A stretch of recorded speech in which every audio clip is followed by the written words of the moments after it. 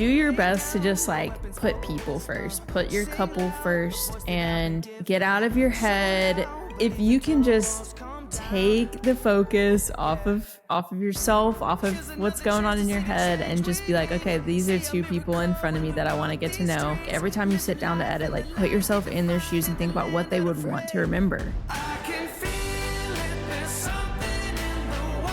Let that drive every decision that you make. You don't have to incorporate any trends. You don't have to see a reel on Instagram and be like, I want to do this with this film, like it'll be sick, it's gonna get a bunch of likes, whatever.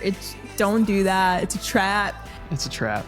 Take the pressure off. I feel like I spent a lot of time caring a lot about what people thought and letting that drive what I did, and like that's not fulfilling. What's up, everybody? Welcome back to the channel. This week I am hopping on a podcast with my good friend Adalenne from Cine Garden to talk all about her process into really how she navigates her couple's story from beginning to end. All the way with how she connects with the couple, the storytelling techniques that she uses to pull out those vulnerabilities and to create a really dynamic and genuine story, sprinkled with how she crafts her narratives and really the best method to how do you do B-roll? How do you pick the right shots? How do you pick the best moments that are really going to help drive this story? So we really get to look inside her approach in this episode, and it's an absolute masterclass of storytelling and creating films with heart and passion. So I hope you stick around to the very end.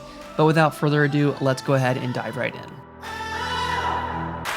Anything is possible. So I guess I want to really start this episode just kind of diving into your storytelling process, because I've been watching a lot of your recent films and I'm always left with just like, man, I have got to be doing a lot more than what I am doing in my like story sessions and in the way I capture weddings, because I feel like you have such an artful approach, and you know your films are just so full, I guess is a great way to like say, probably not the best way to say it, but it just feels very like your coverage is so good. Like you're just capturing so many different angles and perspectives, and also just the story of the couple just always feels so genuine. And so I guess what's the approach that you use to really connect with your couples before the wedding day? So I feel like I don't do that much, to be so honest with you. But I mean, obviously with the inquiry process, I always do Zoom calls, which is like the first step of kind of like breaking that ice. And I am on those Zoom calls, I don't talk about myself. I really don't talk a lot at all. I ask them like every question I can think of about their life. And I usually have like a little note pulled up that has like questions that I can ask them. So, or little bullet points. And so, I mean, I really try, and that's not, I don't know if this is the right thing to say. It's not like that information is important necessarily. Like, some of it is, but a lot of it's not really like important, but it's more about creating that feeling for them that like I care about their life and I care about the little things. Like, do they have pets? What are their names? Like just like little things. And I do think that those little things can go a long way, because it just creates that just relational, like this person is interested in my life. And so that's the first step. And then from there, the only other like communication that I have up until wedding day is I send 2 questionnaires, and one of them is specifically for the story session. And it's not necessarily, again, what I ask about is not necessarily relevant. Some of it is like questions just about like, how did you guys meet? How did you propose? Is there anything that you guys have navigated in your relationship that was very like transformative or difficult? Like whether it's like just a big milestone or it's like a hardship, like a loss or whatever, or even a breakup. Because I've had couples where it's like they broke up or they had to move away from each other, like things like that. And that just goes back to like having some sort of conflict that you can kind of use in the film to like build tension and show like the resolution. So I ask, there are some important questions on that questionnaire. Some are just fluff, I guess. Like, again, creating that I care, you know? And even with little things, like I'll ask what their favorite like foods and snacks and drinks are. And I don't do this always, but sometimes like I'll show up with that stuff, you know, for them, you know, like just little tiny things, because you like these, most of my couples are very, some of them are like not sold on the story session at all. And they're like, what is a story session? And they're already extremely uncomfortable with it. So whatever I can do to make them feel like you can talk like in front of me, and like you know, I'm just here to capture it, and I'm not here to like, I don't know. And like also making them feel like you're not going to use anything that's embarrassing or like awkward or whatever, just all that reassurance, you know, that you can give them, you want to do. But anyway, the other thing about the questionnaire is it prepares me so that when I'm going to shoot the story session, I already know a lot of the really important parts of their story. So when they don't touch on them in the story session, I'm like, hey, can you talk about this that you put on the questionnaire? Can you touch on that? I'm already kind of like building out some sort of a story structure in my mind based off of that questionnaire. So then when I'm sitting down with them, I'm able to actively listen for things. And then when they don't mention them, or if they briefly mention them, but I want them to dive into it more, I can like tell them to do that. And I also feel like I've had couples, you know, I'll go and shoot the story session and they were so impressed that I did prompt them specifically off the questionnaire. Cause a lot of them, they'll like fill out the questionnaire way before we shoot the story session, and they've forgotten that they've told me things. And then when I bring it up at the story session, they're like, man, I feel like you knew us, you know, which like, I think that's really cool for them. Like it really does make them feel like you care. So other than that, sometimes, I don't always, but sometimes I will do another Zoom call right before the wedding, but that's more like logistics, you know? But yeah, so what's next? No, that was great. I feel like as you were just listing all that stuff out, I'm like, yeah, I already don't do enough that I could be doing to pull out better, better story elements regarding the couple. Because one thing you touched on that I feel like is a beautiful question is the one about, is there any aspects of your relationships that was like transformative or difficult or challenging, things that you had to overcome? Because that conflict, I think, is where that's the key component that's missing in a lot of, especially my films and a lot of other filmmakers' films, where they feel like, man, it's just not, it's not connecting, or it's very cookie cutter because it's just about the wedding day versus this really well-rounded story about actually who these people are and what they've overcome. And I think that's the difference maker. And I'm glad that you mentioned that, because that's something that I need to try to get better at, is kind of unpacking that conflict. You don't want to create conflict on the wedding day, right? You just want to find out what really those challenges are. And yeah, that's a really good question. And then, yeah, another thing that you had mentioned is just like making them feel comfortable. That's something that's like really an art form too, because a lot of couples, they're not trained actors. They're not people that are just natural on camera. So the more that you can do on the back end to just make them feel just cared for, and that you're here for them, and bringing snacks. I mean, I feel like I need to hire you now, because I want my filmmaker at my wedding day to definitely bring me snacks. I mean, come on, that's awesome. So no, I love your approach to connecting with them before the wedding day, and how you go about really unpacking that. And a lot of it too. Yeah. I mean, I feel like with the Zoom calls, it's just being proactive and just listening and responding. That's something I've definitely had to get better at. because you can get in your head a lot. I will say I definitely overthink a lot of the, I want to say the sales process, but just like the story process too. It's just like, I just want to make this really amazing, emotional, just inspiring, just gut wrenching story. And how do I do that? And then I get in my own head trying to figure that out when like the couple is going to be the ones to help you figure that out. They're the ones that's going to give you all this information. It's just about asking the right questions. So Yeah. I love that. And I mean, like, I'm the same way. I overthink too. And the reality is, like, not every couple has a super, transformative, like, relationship Right. and story that's, like, super inspiring and emotional. And, sometimes I think we create this, like, with our overthinking, like, we create so many of our, like, challenges and roadblocks because we're, like, trying to create something out of, like, there's nothing there. Like, you just have to, at the end of the day, you're just creating something that's genuine out of their story. And it just is what it is. Like, it's not our job to create something that's just not there, But no, transitioning, I'd love to just kind of unpack the questions that you do ask, because you did mention, like, inside their questionnaire, things that they don't touch on. You kind of, during that interview process, you get them to talk about that. So, like, what does like the interview process look like? Because that's something that I struggle with.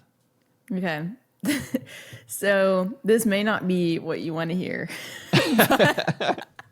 because I feel like I don't give my couples that much guidance, which I maybe is why it works. But normally, so first of all, before I ever start recording, I'm like, so this is how this works. This is not an interview. I'm not asking you questions. You're never going to look at me. You're never going to look at the camera. You're only going to look at each other. And, like, I make sure they're postured in a way where they're almost facing each other most of the time. And I tell them, like, please don't use language like she did this, he did this. Like, always address each other directly. You're having a conversation with each other. And look at this is a time to reminisce on what you've been through together. This isn't like I'm trying to put together the best answers to these questions and, like, look good or whatever. And I also encourage them, like, it's okay if you get a little emotional, like, talking about certain things, or because you're looking in each other's eyes and you're, like, remembering all of these, like, moments together. And, like, I have a lot of couples who cry. Like, I feel like, man, at least in the last couple of years, I feel like most of my story sessions that, like, someone gets emotional at least once, almost all of them.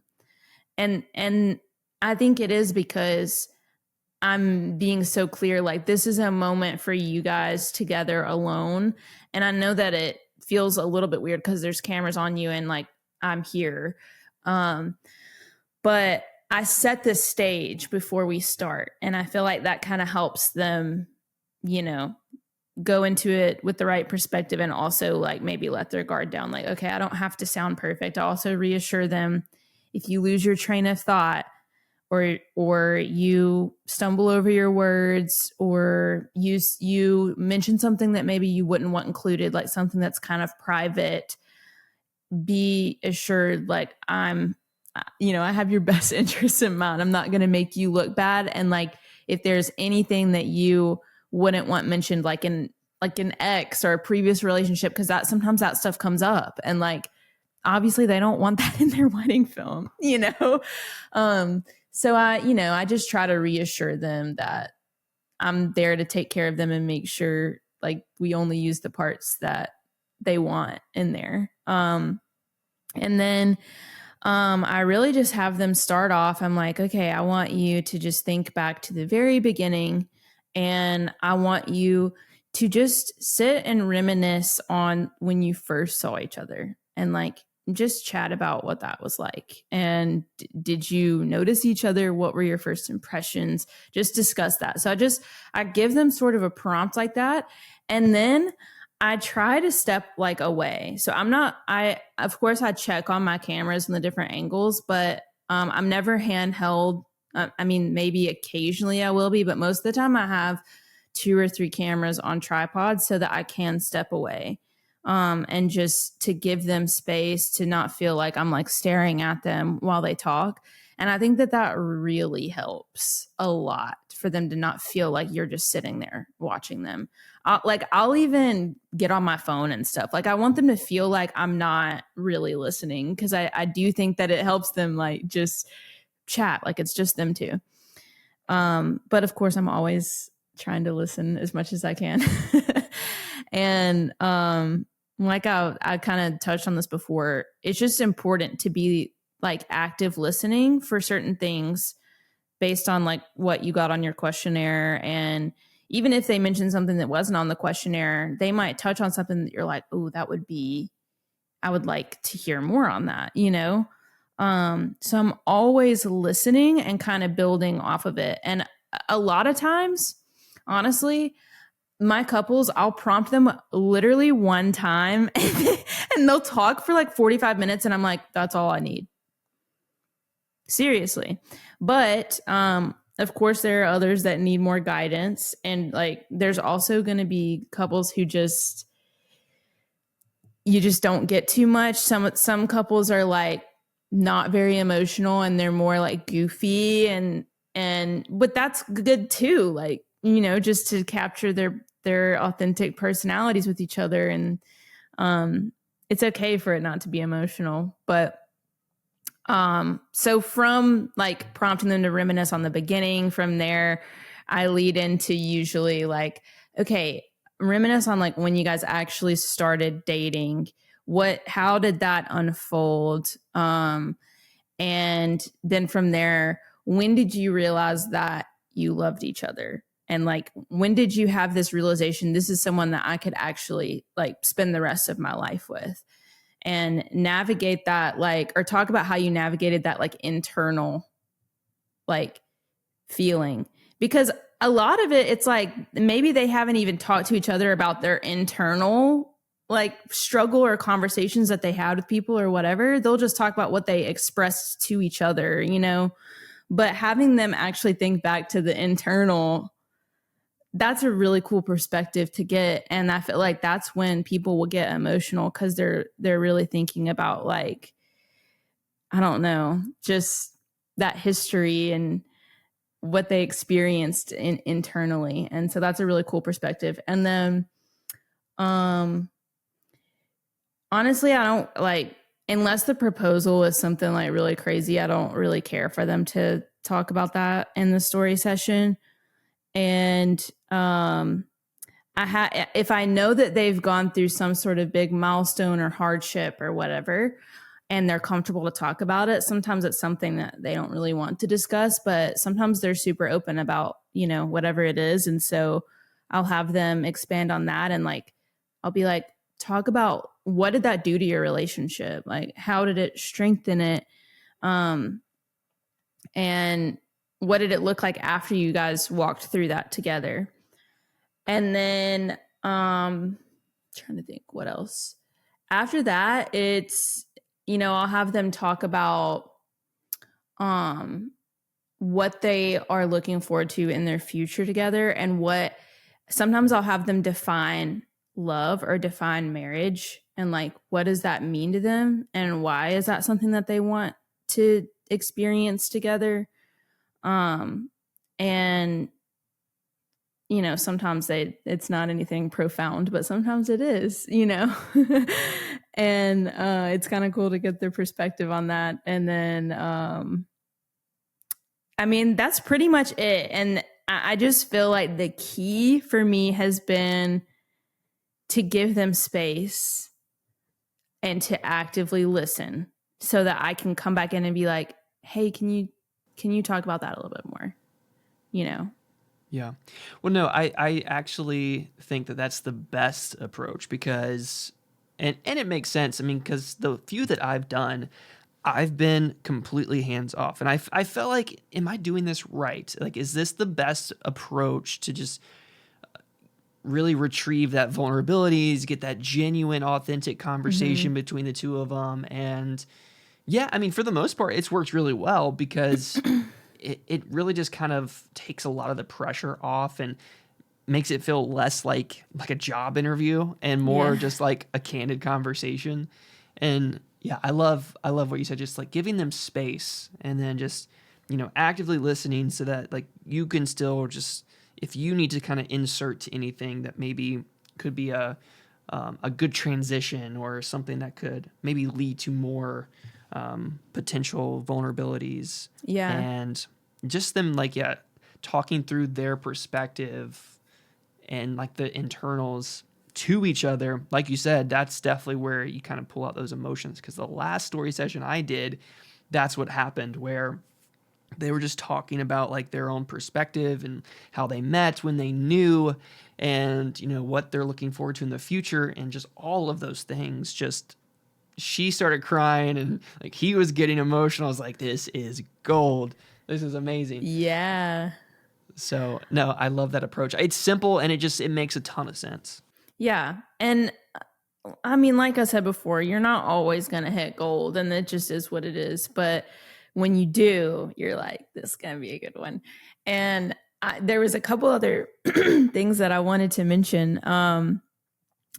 Another thing that I will sometimes ask them to do is to bring old like letters or notes or journals, or even if they've taken notes in their phone, like um, that can be so special when they look at all of that stuff together, or old pictures, whatever it is. Um, I love when they do that, and I'm able to get like some B-roll of that too, which is kind of cool. And I feel like that can end up bringing out a lot more emotion too, because it's like they've forgotten about things that have happened or things that they wrote. And I love too just having like being able to use voiceover of them like reading something old that they had written to each other. I love that. I think that's really special. And then what was the other thing? You're probably gonna have to cut this out because I'm trying to remember. Oh no, I think I lost it. I'll see if it comes back. It's okay. No, the keepsakes, like the diary or like the letters, like that's such a good idea, because yeah, like you said, just having something that they written that just unearths more like aspects of their relationship, that could be really powerful. But another thing you said that I think it's so important to note, because a lot of people can feel discouraged when they do these sessions and then it just doesn't give you what you're looking for. Mm-hmm. It's like, that's going to happen sometimes. I Yeah. mean, you're not going to always strike gold, but like, yeah, when you do, that's when you're just like, oh yeah, this is going to be a good one. For And sure. another thing that I feel like you do really well is, the B-roll of like that's inside your films. And that's something that I do want to touch on, because I feel like that's a pain point for a lot of filmmakers. And I mean, myself, even over the years, it's just like, I feel like I've missed certain like powerful B-roll moments that could have really emphasized key story elements, or really like push the narrative forward in a really positive way. And so when it comes like to like the B-roll that you get, whether that's like the portraits on the story session, all the B-roll on the wedding day, I mean, what are you thinking like in terms of all of the stuff that you need to capture? Do you create a shot list? Do you just kind of capture like what is, and in the moment you're using your creativity, or what does that process look like? Because I'd be interested. Yeah. I feel like that's definitely evolved for me over the years, because, in the beginning, you're like, I got to shoot every single detail. I got to shoot the buffet line. Like, I can't miss anything. And over the years, I have started to really like take that pressure off and just start paying attention to people a lot more, and a lot less attention to details. And of course, I captured the big things, and there are some weddings that are like, they spent a lot of money on this, so like needs to be captured well. Um, and I also ask too, like, what is important to be captured. But I do feel like I'm just always looking for key people, and I ask on my pre-wedding questionnaire, like, tell me all of the key people like in your life that are going to be there that you would love to be in the film. And I'm always looking for those people. I'm looking at their reactions during the ceremony.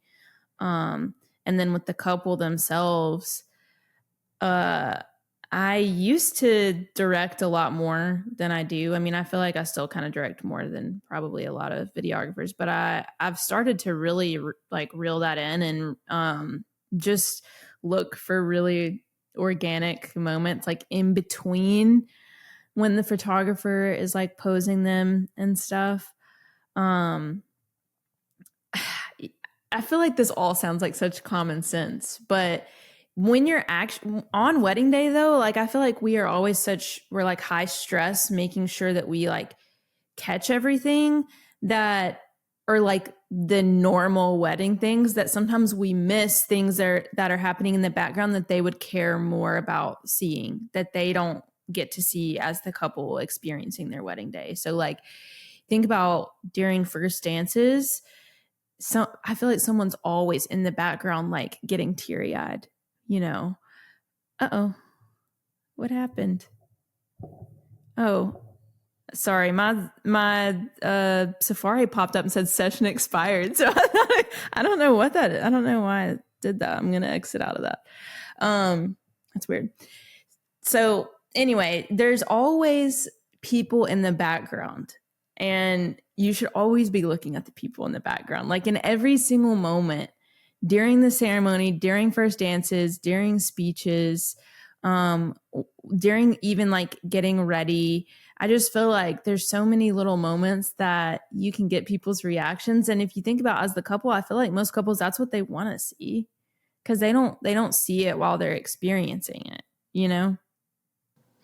No, that's such a good point, and something that I think is just really crucial to making a film that feels, more than a wedding film and not just locked in on like just the couple's story, right? Because I mean, to really tell like a powerful story, it involves, other people, it involves like their family too, that, really help shape and mold them into who they are. And so being able to incorporate those genuine moments too is so beneficial. And I love capturing just like reactions during like first dance moments and like speeches. But then I also kind of have like a panic moment. It's like, wait, is my other camera like focused and locked in on like the first dance? Cause I actually need that stuff still. But like, yeah, I would say it's definitely harder as a solo shooter, like it's easier for us. I feel like, cause most of the time it is me and Rob. And so like, I feel like at least one of us is focused on like the what's important, and then the other one is focused on other things. But and then I mean, I don't know if you're asking about this too, but as far as like additional B-roll, I've become like really obsessed with like stagnant shots where like there is movement happening. I used to be like very like, I was like always swaying and like, like getting all this movement and stuff. And I don't know what's happened, but I've just really simplified my approach, I feel like. And I'm just more focused on finding like organic movement and then just like sitting there capturing it. I love a good establishing shot. Yeah. And then me and Rob are always like, we used to be obsessed with getting really tight shots, and we would both only shoot like really tight. And then it would be like the whole film's like, you're like right here. And so now we are very conscious of like getting like a wide, medium, and tight of like every moment that we can. That's really helpful, because you don't have to capture as much as you think you do. You just need to capture more angles of the same thing. And then it makes it feel like there's a lot more going on than there actually is. Yeah, so good. Yeah, building that scene really helps just kind of simplify like capturing B-roll in the day and not stressing too much or overthinking. Oh, I need to get more. I need to get this. I need to get that. Diving into like the editing side of it just for a little bit, I want to like kind of just touch on, and we've talked about this in like the first episode we did, but like, how do you decide like which moments like are really like reflective of like the couple's story, or just like what's going through your head when like you're picking those B-roll moments to like dress up the story? Yeah. You know, like I think if so, say I'm using audio from the bride's sister's speech, Mm-hmm. and she's talking about the bride, and she's talking about like how great of a person she is or whatever. Like a great example of good B-roll to use in that moment is like the bride getting ready, the bride getting her dress on, the sister putting the veil in, looking for moments that really like display what is being said. I mean, I feel Yeah. like that sounds like such common sense. I'm like, I don't do anything mind blowing here, but um, I I'm always looking for something that correlates with what is being said. Yeah. And I'm trying to think of some other like good examples. I'm thinking of the film that I'm working on right now.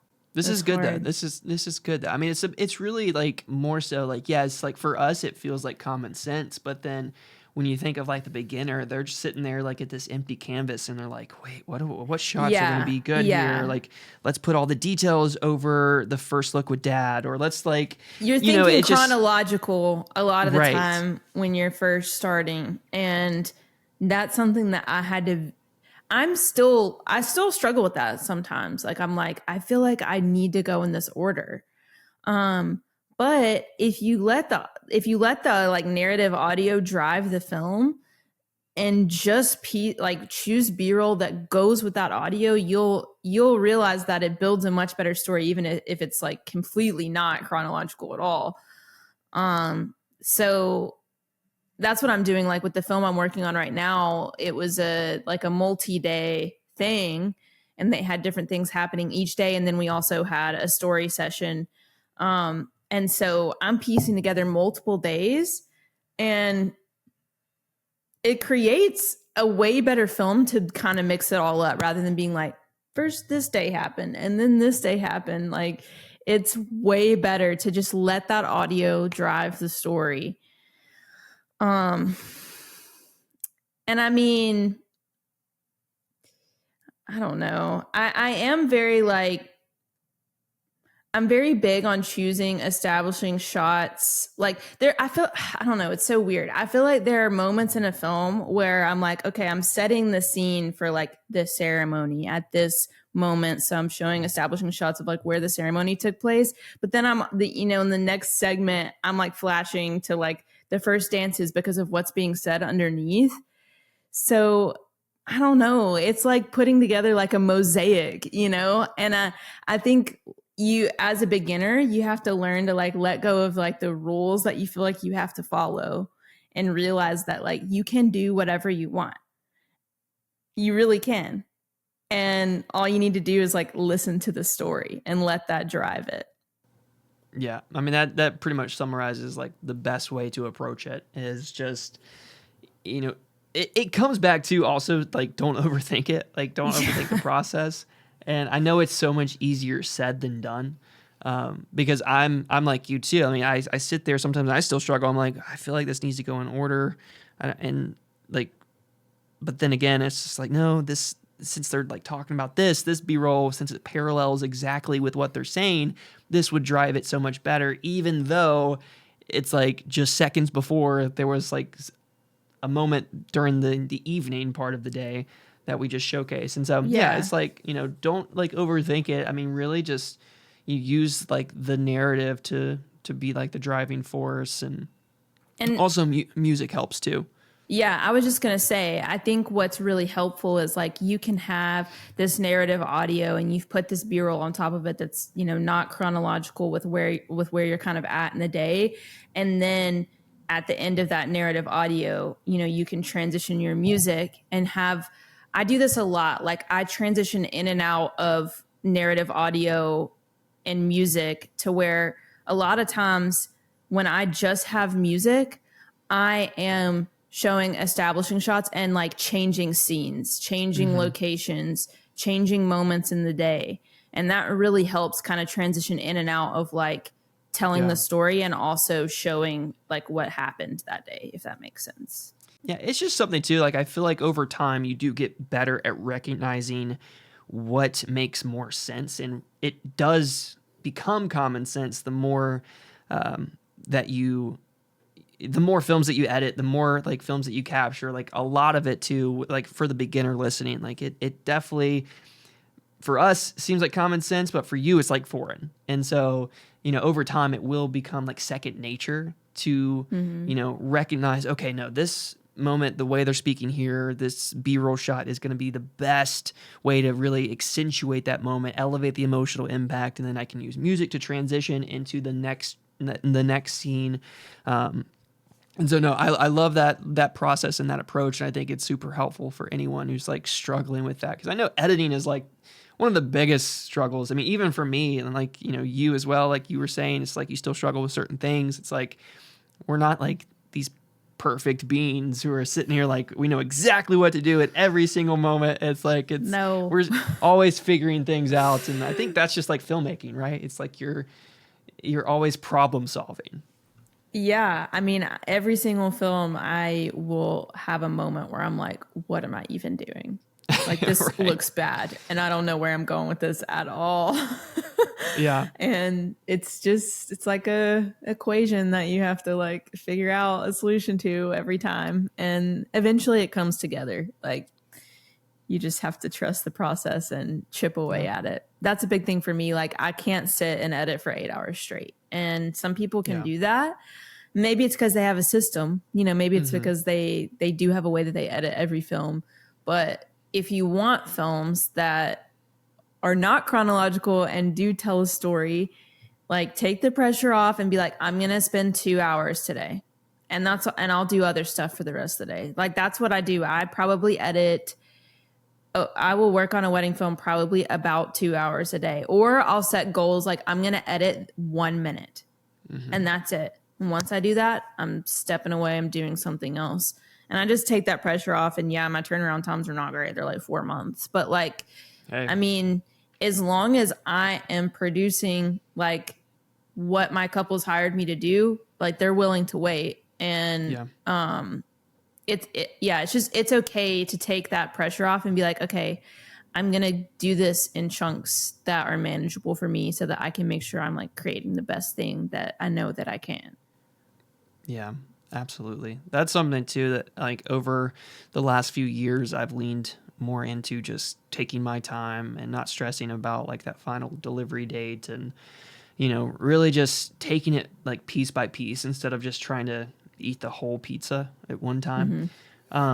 It's so much better just like taking it section by section, because then you get to come back to it and you get to revisit how you feel about that section, and then you might want to tinker with things, and then you just like rinse, repeat, and then by the end of the film, because you took your time with it, you can kind of look at it and be like, yeah, this is like the way it was meant to be edited. This is like how it was meant to come together. There's no other way to really tell this story. And so, yeah, I love that approach. And so last question, and I feel like we've just jam-packed this episode. It's like a masterclass of story sessions. I love it. So last question, who did you vote for in the 2024? Like, I'm just kidding. No, don't answer that. Oh, no. Last question. What advice would you give to new filmmakers who really want to create these genuine, true-to-life stories, want to try to avoid the cookie-cutter mold route right out of the gate and just hit the ground running with, telling the best story, the most genuine, authentic story they can? I would say do your best to just like put people first, put your couple first, and get out of your head. Don't worry so much about what other filmmakers think of you or what even your couple thinks of you. I think for me, a lot of times I'll go into like a Zoom call and I'm so anxious because I'm like, I want them to like me. Right. But if you can just take the focus off of yourself, off of what's going on in your head, and just be like, okay, these are two people in front of me that I want to get to know. Treat it like I'm trying to become their friends, and I want to know whatever it is, that I can know about them that's going to help me tell their story. and try to put their what's important to them first. So ask those questions, build a questionnaire where this is exactly what's important to them, and that's what I'm going to value on this wedding day. And take the pressure off, and don't compare yourself to other filmmakers. Don't try to create something because you want to impress anyone. It's not about that. Like it is truly about serving your couple and just putting yourself in their shoes. Like every time you sit down to edit, like put yourself in their shoes and think about what they would want to remember. And let that drive every decision that you make. And you don't have to incorporate any trends. You don't have to see a reel on Instagram and be like, I want to do this with this film. Like, it'll be sick. It's going to get a bunch of likes, whatever. Don't do that. It's a trap. It's a trap. Yeah. And yeah, like just put people first and, take the pressure off. I feel like I spent a lot of time caring a lot about what people thought and letting that drive what I did. And that's not fulfilling. And yeah. Is that a good answer? That was like the perfect answer. I think that's like the only answer. And if anyone takes anything away from this episode, definitely that's like the best advice I feel like is so worth just remembering when you go into your wedding days, and especially if it's like your first one, or even if it's your like 100th. I feel like that's still a beautiful reminder that we just need to keep people at the center of what we're doing, and try not to let our own egos or hubris or aspirations and what we want this film to be kind of take over what it should be and the meaning of it. So I think it's easy to get lost in the sauce, so to speak, of wanting to create these like blockbuster hits, or have this film that just makes everyone just jaw drop and impressing all the, like our peers, and winning awards, and all of that stuff is awesome, and it definitely comes when you have the right priorities. And I feel like you're a testament to that, because I mean, you're like a multi-award winner at this point. Like you've been on Love Stories TV for like a few years now, I think, right? No, I think this is my first year. Wait, this is your first year? I could have sworn you were like, maybe you were nominated. Like, I don't know. Maybe I was, but I don't feel like. Yeah, I don't know. Maybe it's just because it feels like you've always deserved to be there. In my opinion, I guess I've always been like, yeah, Adellen's, that makes sense. Like she was crushing it this year, and so it's like. Yeah, but no, I love this conversation. I appreciate you taking time, just giving us this masterclass in story, and yeah. We just need to I'm just gonna have you on every single week or something. No, I always feel like I'll like have more to say that's like actual practical advice, but then when I sit here and talk, I'm like, I feel like this is really hard to follow, but hopefully it helps somebody. If anything, hopefully it encourages. Yeah, that's the goal. Just as long as it encourages somebody and gives someone, I guess, more wisdom and less anxiety going into the wedding day. I think that's the ultimate goal, right? Yes, that will help everybody. Because man, I used to be like a wreck going into a wedding day. Yes, same. I mean, I still get anxious. I mean, I still do too.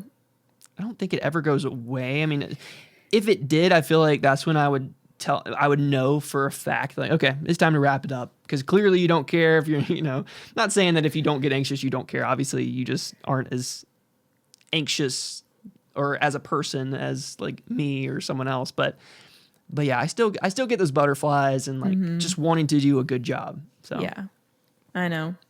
I get that too. Especially right before I have to like pose or like direct it all. I'm like, I know. Everything that I thought I wanted to do with them is just like gone out of my brain, and I'm like, yeah. Oh my gosh, I'm glad that like you also like struggle with that, because I feel like every time it comes time to the portrait session, I'm like, I've done millions of these at this point, and I like all these different poses. Like the photographer sometimes will look at me as like, hey, do you have anything else you want to do? I'm like, I do. I just can't think of it right now. Yeah, I know. Yeah, it's a struggle. And I've started to like do more photo work and shoot some weddings. And that's being a photographer is hard. I mean, I feel like it's easier in some aspects compared to video, but when it comes to like you are directing so much of the day and this everyone's looking to you and it is a lot of pressure. Yeah, So, you're the leader now. Yeah, you're kudos. The one expected. Kudos to the photographers out there because I'm definitely learning a lot. Both aspects are hard. I mean, with video, you have to worry more about like live audio and multiple cameras, et cetera, et cetera. Different with challenges. Photography, it's different challenges. Yeah, absolutely. Like you are expected to lead, and like certain couples are looking to you to make sure that you're making them look the best they can, or and like you're getting all the shots, or you're setting them up in the best light, and there is a lot of pressure. I definitely. I'm trying to like really lean into like the documentary style photography. Like I'm not trying to really direct the day. I'm really looking to just document what happens because that is really what you're doing with video. So I just feel like that kind of style of photography goes hand in hand with video. Whereas like I'm not trying to be some kind of fine art right editorial photographer. Like that is I can't well do it. And there's some people that they're just naturally good at that style, right? Yeah, like they I are. feel like there's both sides of the aisle where you have your documentary photographers, you have your fine art, you have people that are just different personality traits that are better at different things, and just because you're not like super extroverted or able to kind of handle those like high stress environments and direct in a way that gets everything that you need and the couple's happy, doesn't mean you're not as equally like good at photography or video. It's like so a lot of people like feel like I have to be this person to like be good. Yes, 100%. And I felt that for a long time. And I thought about doing photography for a while, but I was like, I could never be like this. But it's like, you don't have to be like that because everyone has their own strengths, and that kind of leads into like whatever you should do stylistically, and just lean into like what is natural to you, because firm believer that God built you that way for a reason. So absolutely, just lean into it. Authenticity is the new currency. I feel like it's always been the currency. It's just more so becoming more prominent. Yeah. Thank you guys so much for watching. If you found this video helpful, valuable, enjoyable in some way, it would mean so much if you consider liking and subscribing. Drop a comment below, rate me on the Apple Podcasts or Spotify. Let me know if you want more episodes just like this so that I can keep putting out all of the value that is going to truly help you in your journey on becoming a better wedding filmmaker. And in the meantime, if you want to dive deeper into more content, you can find a video here and a video here. But until next time, keep creating and telling beautiful stories. Peace.